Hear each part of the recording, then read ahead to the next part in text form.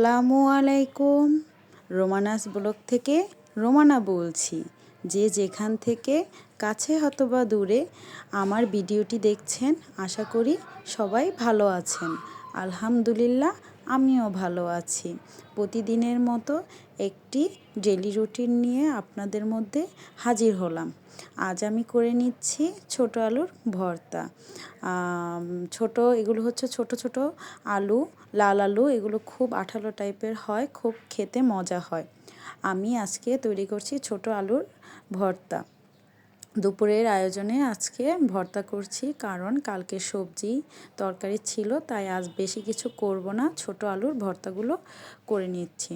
এখন আমি এর মধ্যে পেঁয়াজ, ব্রেস্তা, একটু সরিষার তেল দিয়ে সুন্দর করে আলুটা মেখে নেব। এটা আমাদের নিজস্ব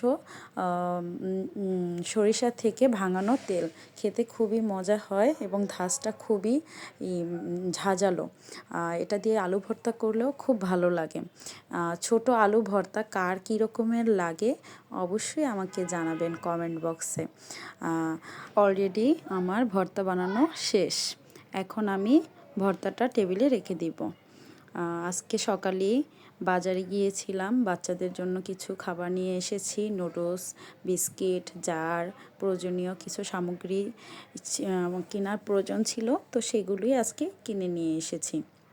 এর মধ্যে ছিল chocolate biscuit, Ruma chocolate biscuit, এটা আমার ছেলের খুবই পছন্দ। তারপর নিয়ে এসেছি ঘিয়ে ভাজা টোস্ট, এটা আমি চা দিয়ে খেতে খুবই পছন্দ করি।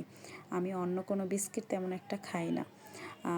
মিস্টার নুডলসটা নিয়ে এসেছি, তারপর ফ্রেশ নুডলসটা নিয়ে এসেছি। এখন আর কি দেখাচ্ছি। তারপর ম্যাজিক মশলা, এটা আমি নুডলসে ইউজ করে থাকি। হারপিকের গুঁড়া, এটা আমার বাথরুম ক্লিনের ক্ষেত্রে খুব সাহায্য করে। তারপর নিয়ে এসেছি মজরেলা চিজ, পিৎজা বানানোর জন্য রিং, এটা আমার রান্নাঘরে বিভিন্ন জিনিস ঝোলানোর ক্ষেত্রে ইউজ করি। আর হচ্ছে একটা আরএফএলের জার বিস্কিট রাখার জন্য। এই জারটা আমার কাছে খুবই ভালো লেগেছে, তাই এটা নিয়ে এসেছি।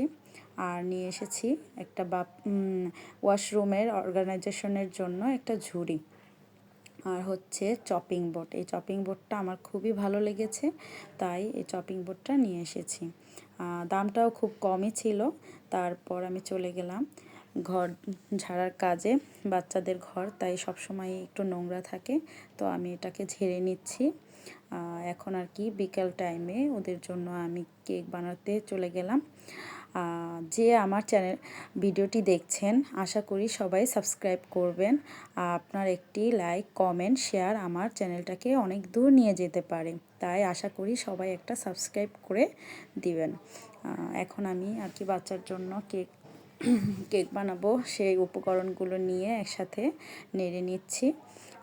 কাল আমার ছেলের পরীক্ষা, তো এর জন্য ওকে বিকেলই কেকটা তৈরি করে দিচ্ছি, যাতে সন্ধ্যা হওয়ার সাথে সাথে ওকে পড়তে বসাতে পারি।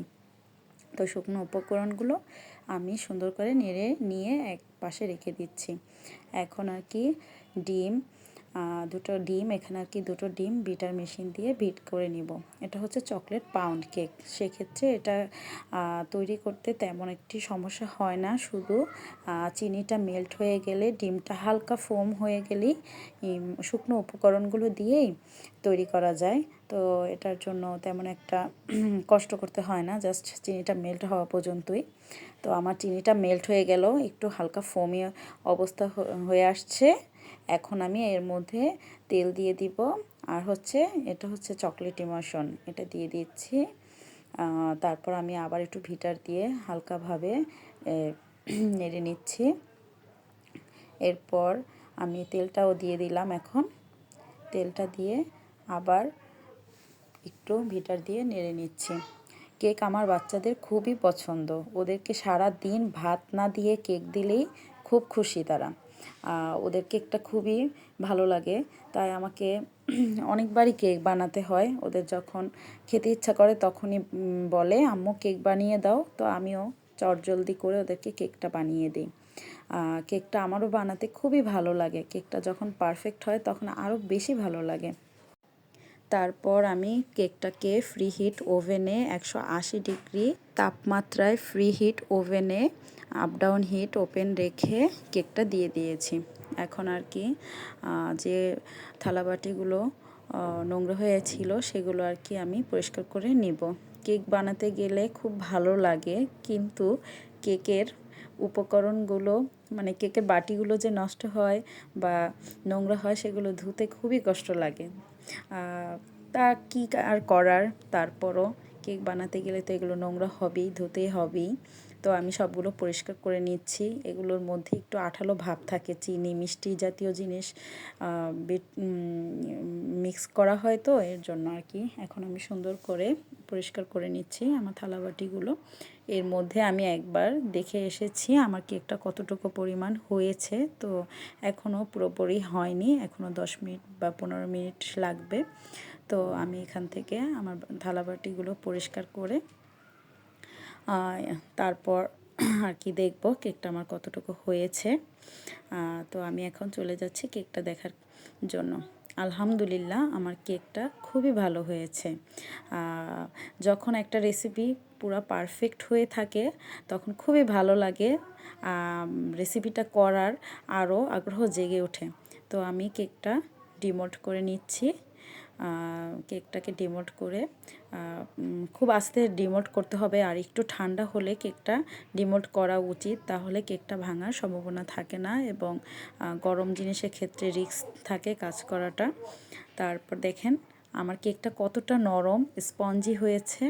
আলহামদুলিল্লাহ, খুব ভালো লেগেছে কেকটা দেখে। তারপর আমি এখানে চকলেট আর হচ্ছে হুইপ ক্রিম আমি দুটোকে একসাথে নিয়ে ওভেনের মধ্যে করেছি, একটু গরম করে চকলেটটা মেল্ট হওয়া পর্যন্ত গরম করে তারপর ফ্রিজে আমি 20 মিনিটের জন্য রেখে দিয়েছি।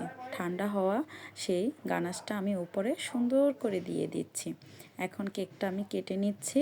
দেখেন কেকটা দেখতে খুবই সুন্দর এবং ইয়ামি হয়েছে। আমার ছেলে মেয়েগুলো কিন্তু পিছনেই দাঁড়িয়ে আছে খাওয়ার জন্য, তো আমি কেটে ওদেরকে দিয়ে দিচ্ছি কেকটা খাওয়ার জন্য।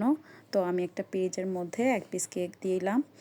তো আমার ছেলে পাশেই দাঁড়িয়ে আছে, বলতেছে আম্মু আমাকে কেক দাও, আমাকে কেক দাও। ওর আর সহ্য হচ্ছে না, তো আমি আবার কেটে ওর মুখে দিয়ে দিচ্ছি কেকটা কী রকমের হয়েছে। তো আবার খুব ভালো বোঝে কেকটা কবে বেশি মজা হয়, খারাপ মজা হয়, রিভিউটাও খুব সুন্দরভাবে দিতে পারে।